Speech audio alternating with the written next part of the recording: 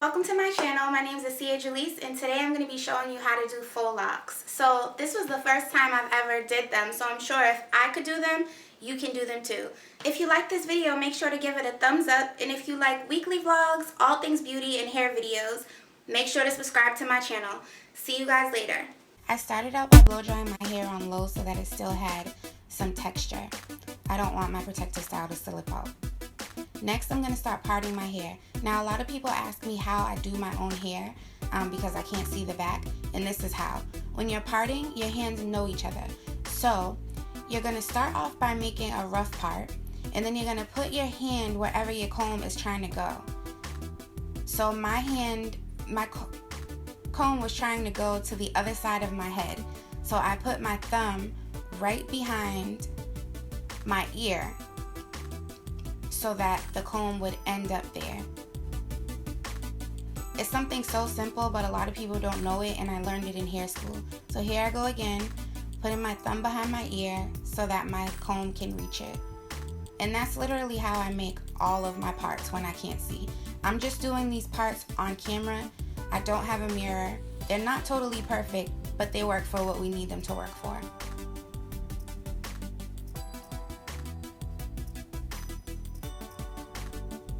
Next, I sectioned off my hair and started braiding. I braided the back portion in cornrows. If you don't know how to cornrow, we're going to be single braiding the front portion in the next part. So you don't need to know how to cornrow to do this style. But I am cornrowing. And whenever I cornrow the back of my hair or any part of my hair, I like to start from the middle because I'm not looking. Now I have my cornrows done in the back, and I'm going to take a needle and thread and sew up the ends of my cornrows. I chose to sew them in a circular pattern almost at the nape of my neck so that it's not too bulky in the back. I'm using the faux locks from Bobbi Boss. They're the Bomba locks and the new locks, and they're in the colors 4 and M1B27. The light one is M1B27. Now I'm just going to make sure that the sizing of the part that I made matches the size of the faux lock.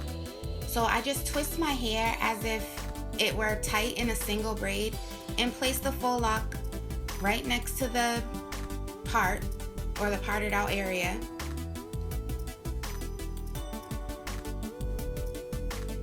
And just see if the size looks good together and it matches. And I already did it in the mirror for myself. I was just showing you guys.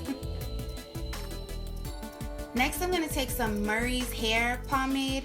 This product is so old, but I like it. So I use it when I braid, and it doesn't have any buildup.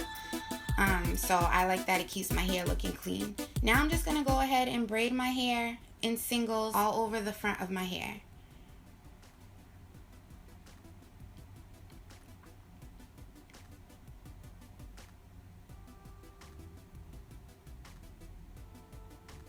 And then at the ends, I put some more of the Murray's so that my hair isn't fluffy on the bottom.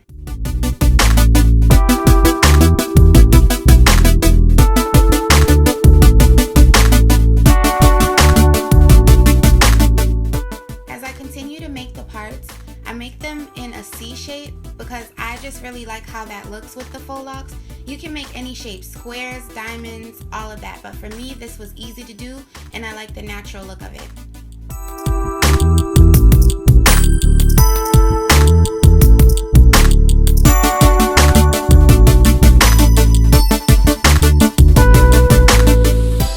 Now I have all of the front braided, and we're ready to start the actual crochet process.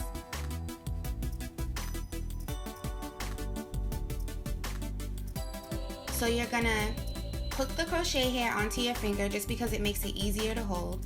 Push the crochet hook under your braid, not through one part, but under the full braid. Hook the hair on the wand and pull it through. And then you're just gonna pull the end of the hair through the loop and tighten. And it's that easy.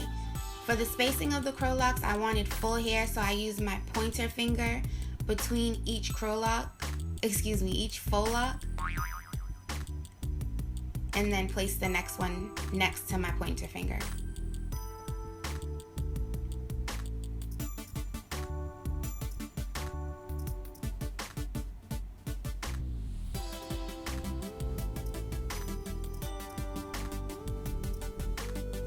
Now for the single braid, you're going to do the same thing. You're going to push the wand through the base of the braid and pull the faux lock through. Now some people like to loop the braid in the faux lock, but I like to loop just the faux lock. The braid was popping out when I was trying to wrap and conceal it in the next step when I pulled both through. So I like to just pull the end of the faux lock, not the braid. Next, you're gonna unwrap the faux lock. Now the faux lock is actually just 2 coils curled together, and you're gonna unravel it, but do it carefully so that the ends don't get too frizzy. And you don't have to do this style as tight as me. I just have naturally tight hands, I don't know. Now you're gonna go ahead and wrap one piece around the other piece, and you're not twisting it, you're wrapping it. If you twist it, it's gonna fall out. So I found it easier to hold the braid in the other side of the faux lock horizontally, so I didn't get in a twisting motion, because when your hands and your faux lock are facing down, it's easy to automatically just start twisting. So I held it horizontally and I twisted around, making sure my arm was making that twist motion so that the faux lock stayed in place. And I know my scalp is red. My scalp gets red from anything. I'm not pulling that hard, but my faux locks are tight because these babies are staying in for a month and some change, y'all.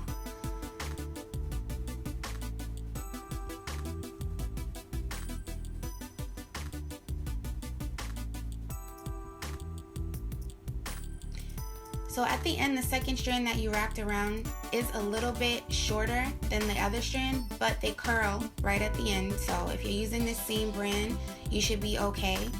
If you're not using the same brand of hair and you just have a little bit of fluff at the bottom, you would just have to place the ends of the faux locks in some hot water. And if you wanted a curl and you're not using the same brand, you could go ahead and put perm rods on it.